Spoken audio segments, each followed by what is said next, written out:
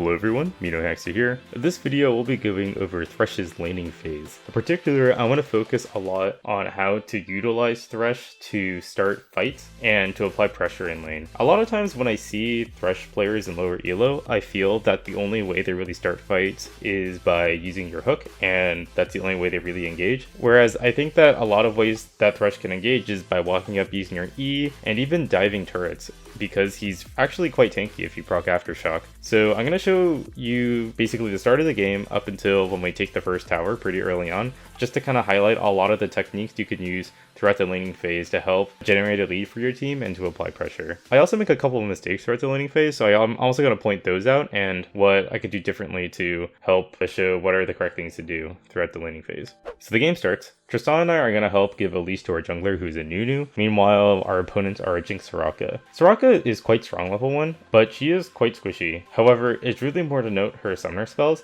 She does have barrier, so she is quite tanky. So in general, if we're going to go for an all-in, we probably shouldn't go for Soraka, just because she has a lot of extra HP we have to burn through. Meanwhile, we have Heal Ignite, normal summoner spells, so I do have to be pretty careful with how I want to pick my fights. But in general, if I force an all-in really early, that's really good for us. So I'm going to try to look for an all-in at level 2. So we get to lane. I'm looking to play really aggressively just to help get the lane shoving, apply a little bit of pressure. I go for an early flight just to get a little bit of harass in, just because I want to get Jinx's health a little bit lower so that if we do go for the level 2 all-in, that we can kill her a lot more quickly. But she uses a pot pretty much immediately, so her health is pretty much back up to full. And now we're going to look for the all-in, since this creep right here that Tristana placed her E on is about to die. So now we're at a really good spot to all-in. So I kind of have two choices. I can either go for Jinx or I can go for Soraka. I wasn't too fond of going for Jinx just because she's a little farther away from me, and I don't think I can quite reach her if I use my flash play. So I'm actually going to go for the Soraka instead right here.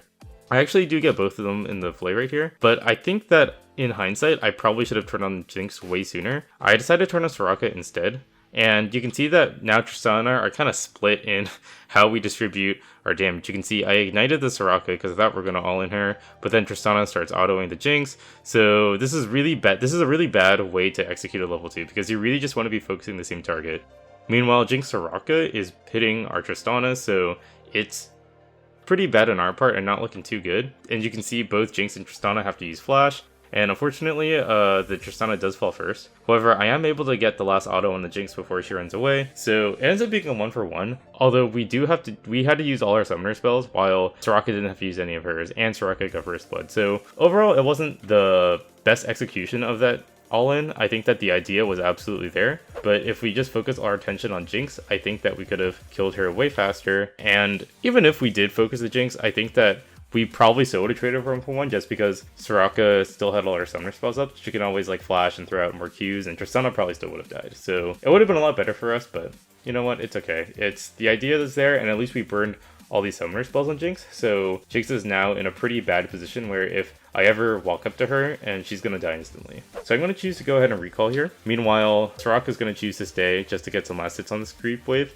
If I were Soraka, I try to really hard shove this wave, because you really don't want this wave to freeze right around here. If you leave the wave like this, now Tristana is going to walk up, she's going to get a lot of extra CS over the Jinx, and now she's going to have a slight level lead too. And Soraka even chooses to stay here, which I think is even more incorrect, because she got first blood. She should really be backing right now to utilize the gold that she got from the first blood, because if she doesn't recall right now, she's not really ahead of me, even though she got first blood. Since I died and I went back and bought some items, I'm actually in a pretty good spot right now. As you can see, I have a boots and refillable potion and a pink as my first backup. And I really like this because having boots is really helpful as Thresh, since you can approach really quickly in the lane if your opponents don't have boots. And it allows you to keep on applying pressure, especially if your opponent has summoner spells down. And so this is really good for me, because now I know I'm pretty far ahead in this lane because the Soraka has not backed yet. And so I'm going to look to play really aggressively and just to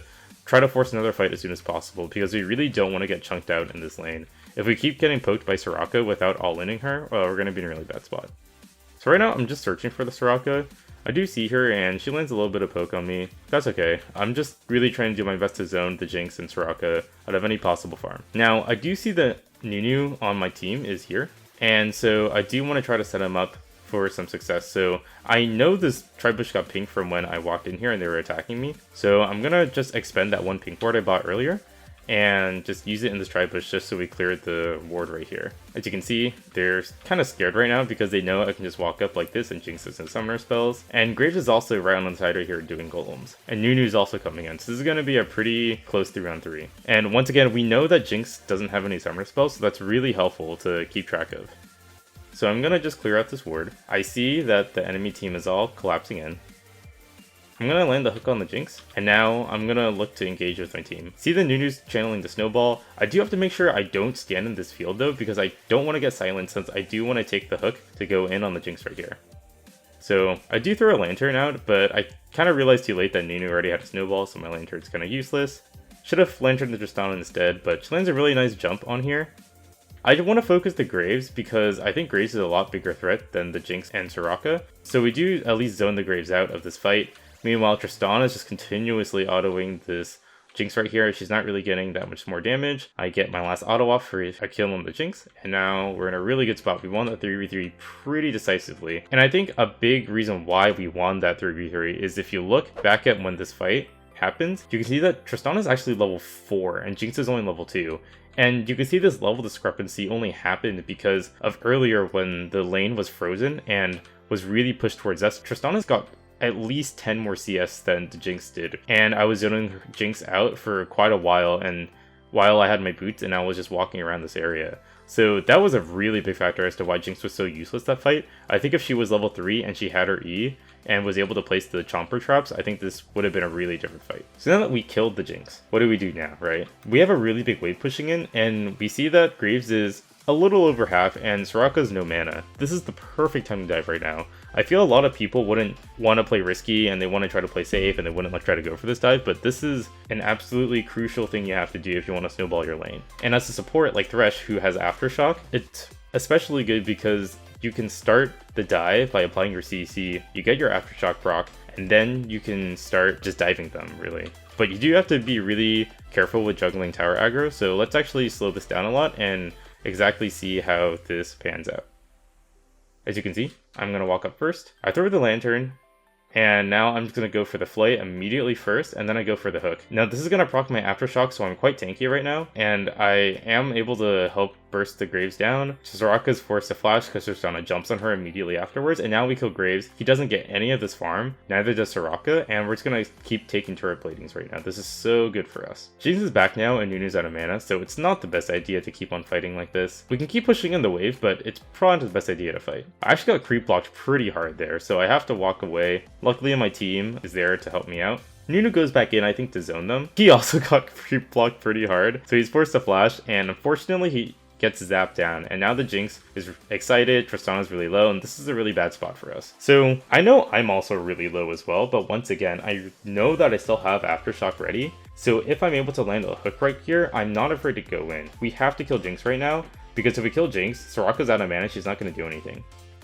So I land a hook on the Soraka, I see my Aftershock goes off, I'm going to go in, go for a flay, hit the Jinx, and immediately try to kill the Jinx right now. With my Aftershock, I do survive that one auto from the Jinx, and now I hit level 4, Tristana jumps back in. We're gonna get a second kill on the Soraka. This is huge. We've already killed them so many times at this point, and it's only 5 minutes. And once again, this is really just because I'm really utilizing the Aftershock to the fullest extent and really just continuously trying to fight them over and over again, while I know that they're still weaker than us. I let Tristana get a gold plating, I throw my lantern, and now I'm just gonna go ahead and recall. Now we're in a really, really strong position to keep on snowballing this game out of control. As we're walking back, I'm gonna get mobility boots and upgrade my gold generation item, as well as buy a ruby crystal. I think mobility boots is super important as Thresh. It allows you to roam, and since we just recalled and I know Tristana's gonna walk back bot, I decide to roam mid. Now, I think in general, you have to be really careful with roaming because you should only roam if you know that you can make a play elsewhere in another lane. In this case, I see that my mid laner just died, LeBlanc is a little less than half, and I see the Graves is really out of position and Nunu wants to go in right now. So I decide to run mid immediately rather than bot to hope that we can kill the Graves right here. I walk up, Nunu goes this way to make the Graves walk towards me. I go for a flay and I try to go for the hook. I can't believe I missed the hook right there. That's really unfortunate. And because I missed the hook, we're kind of in an awkward position. LeBlanc just burst down the Nunu, and because he got bursted down, I'm in a really bad spot. I don't have enough damage for us.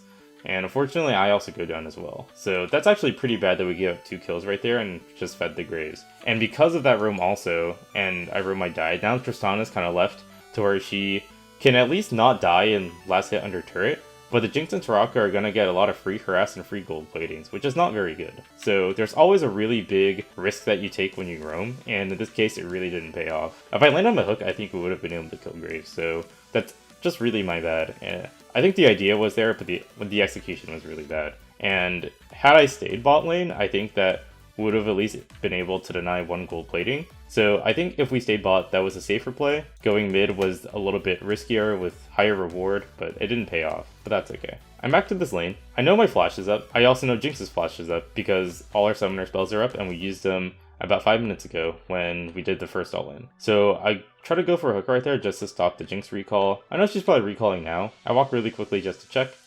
She's not there. So as a support, now what you want to do is that you want to roam and just start clearing out vision, right? I'd like to check this tribush just in case there's a pink right here.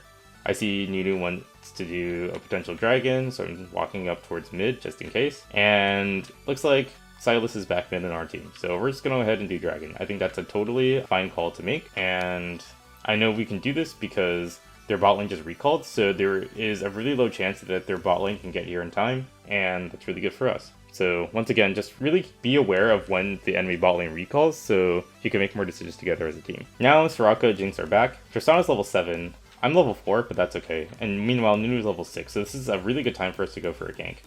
Once again, I know that Jinx flash is up, so I do have to be a little bit more mindful when I go for the all-in. I try to go for a hook right here, Jinx jukes it, but that's okay. Because my hook is down, I know Jinx is feeling a little bit safer, so I'm just going to go for immediate flash play. Now this is going to force a Jinx flash. This is perfect. I don't care that we didn't get the kill right there because forcing the Jinx flash is a really big deal. Nunu's just going to walk in with the snowball. He's really just not going to care. We're just going to go for a straight on dive. Throw a lantern on Nunu for an extra shield. Meanwhile, I'm just running more forward, and I'm ready to tank the turret immediately afterwards so that Tristana can get in safely. Nunu steps outside turret range, channels his ult. I walk outside of turret range as soon as I'm about to die, so that way I still have a little bit of health left, and the Tristana finishes off the kills. So that's how you really want to go for a tower dive. You usually have your tankiest person go in first, in this case Nunu. After he used the snowball, he got aftershock. I follow up afterwards, tank as many turret shots as I can to let Tristana get some free autos in, and then as soon as I'm about to die, I step out, and then Tristana's able to kill off the rest of them with the time we bought for her. And because of that double kill, at 9 minutes in, we're in a pretty good spot to just take this turret. So 3 of us are just going to stay here, out of the turret as much as possible, and now we secured first tower for us, and it's not even 10 minutes yet. So overall, I just want to re-emphasize a couple things that happened. One, it's okay to not start a fight with using hook. I really want to re-emphasize that again, because as long as I was able to trade flashes with the enemy AD carry, that's a really big win for us. And more often than not, if you're the first one to flash, and you're able to get a flash play on the AD carry and force the AD carry flash afterwards, you're already done quite a bit of damage to them, and so you definitely came out on top of that trade already to begin with. Secondly, really utilize Aftershock. I think that in this case, when Nunu came just now, he was able to use Aftershock first to tank the tower, and then I was able to tank the tower afterwards. In the very first tower dive against the Graves, I made sure to proc my Aftershock so I can tank more turret shots for my team, and we made sure to utilize the fact that we were tanky enough to tank the turret shots to be able to make these really aggressive dives that caused the enemy team to lose so much farm. As you can see, after the tower died, Tristana is incredibly far ahead. She already has a bounty on her. She's about 25 CS up on the Jinx as well. Tristana is in such a great position to carry this game. Meanwhile, the Jinx is so far behind now that she's pretty much irrelevant. It's going to take her so long to come back in this game because of the large deficit we created for her. And that's pretty much it. I think that this was a good example on how to really force fights as soon as your summoner spells are back up, and to play really aggressively and to posture yourself really aggressively. And even though we initially lost the first all-in, because Tristana and I are stronger in the normal 2v2 than the Jinx and Soraka, it's much better for us just to keep on forcing fights because our all-in is significantly stronger than their all-in. And if we want to win this lane, we have to make sure we don't get poked and all in as soon as possible. And so this was a good example of just forcing fights as much as possible before you let your opponents get too far ahead. So now that we broke this open, as you can see, I'm already making plays around other areas around the map. For example, I'm running mid, I'm running top, and now we're just going to keep using our lead and just blow this game out of the water. So I hope you guys enjoyed this video. I think this was a pretty good way to get some insight on how to play out Thresh's laning phase in this matchup. Feel free to check out more content on Game League.